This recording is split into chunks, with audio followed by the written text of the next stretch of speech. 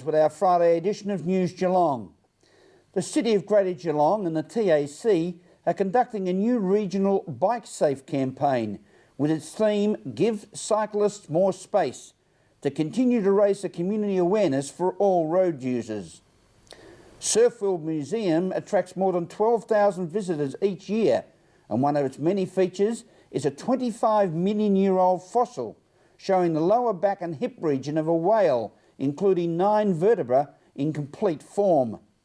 And later in the program, the Flying Hawk Nathan Curry will bring us all the latest news from the pulsating world of Geelong sport, while sparkling Lani Salathiel will update us with the Geelong and Surf Coast weather expected over the next 6 days. City of Greater Geelong building permits must be applied for prior to the commencement of building works, with some limiting conditions, including the construction process and the completed building, as Meryl Friend reports. The City of Greater Geelong is waiting for a decision by the Minister for Planning on the height restriction of 7.5 metres on residential dwellings. Most of the City of Greater Geelong has had a planning control which is 7.5 metres.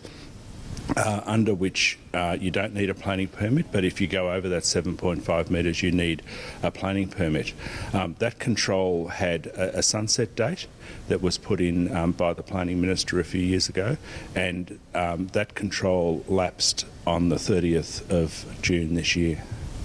And so that means people who are applying for permits at the moment, what's the repercussions?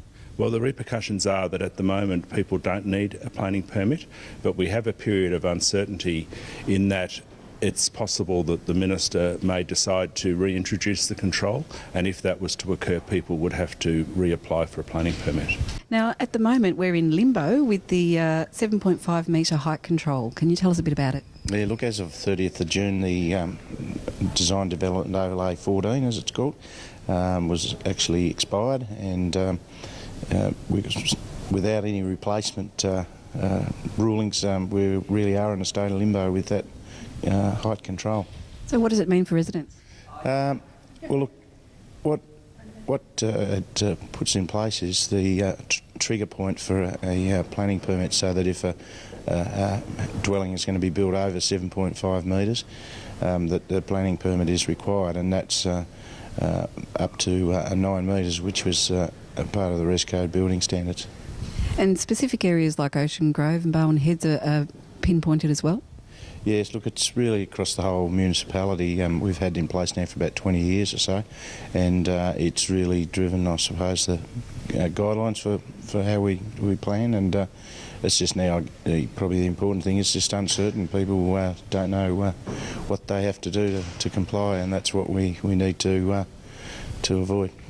News Geelong will keep you updated. I'm Meryl Friend. Thank you, Meryl. The new $31 million LeisureLink Aquatic and Recreation Centre set an objective of 10,000 members in its first 2 years of operation. But after only 10 months, that target has been achieved. Ian Nichols reports. This is the very successful LeisureLink Centre. It is school holidays, so you can imagine it's quite busy. But the remarkable result is 10,000 members in less than 10 months, way beyond Council's expectations.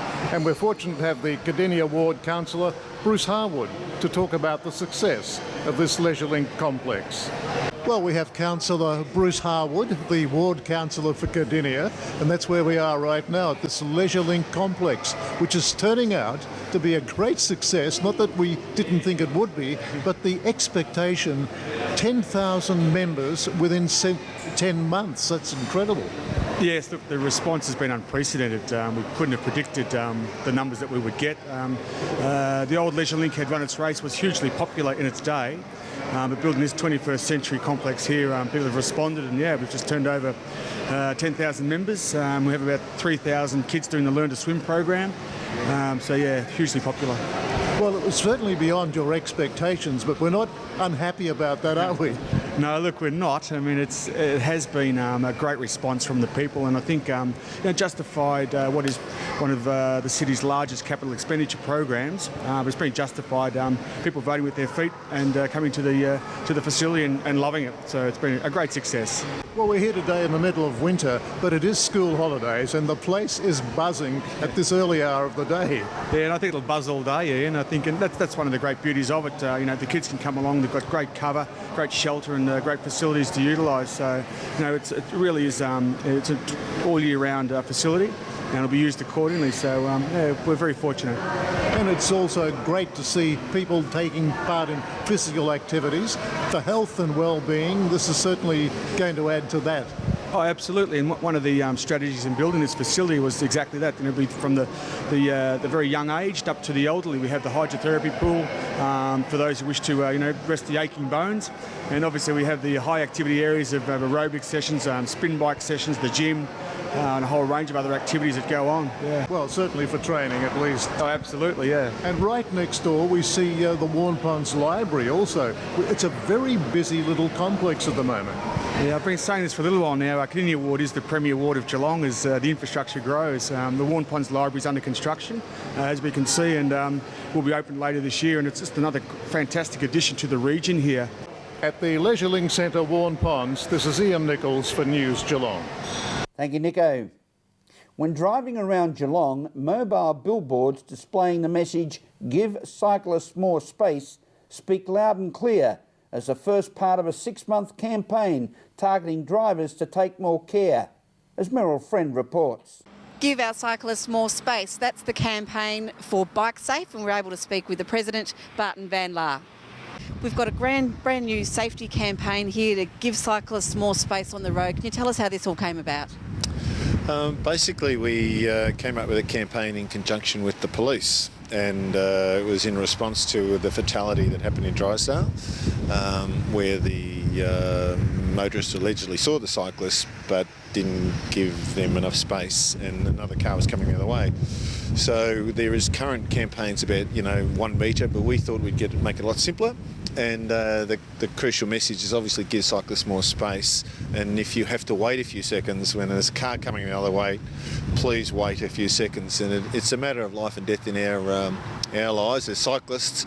And so we're just asking everyone to be a bit patient and share the road. And just back off a little bit if you see a cyclist. And sometimes the cyclists have to move out quickly because the roads are deteriorating or we haven't got bike lanes.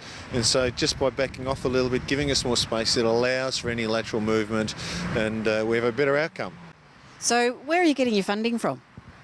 Bike Safe started in January of last year in response to some cyclists who died in the Bellarine and Surf Coast Shire, and we approached the Geelong Community Foundation and they gave us a start-up grant of about $25,000, which was fantastic, and that's what got us going. Since then we've been getting funding from the events who come to the region, and they have seen the value of our safety campaigns. This particular campaign we approached the TAC and they were terrific. They funded us to the tune of about $22,000, and we have matched funding and matched resources through the cinemas, through the radio, and also this billboard behind you. We've got 3 of those out, kindly donated by the City of Greater Geelong, which we're doing this campaign in partnership with.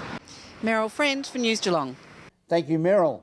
This is News Geelong Friday edition, as we go to a break and return with more news after this.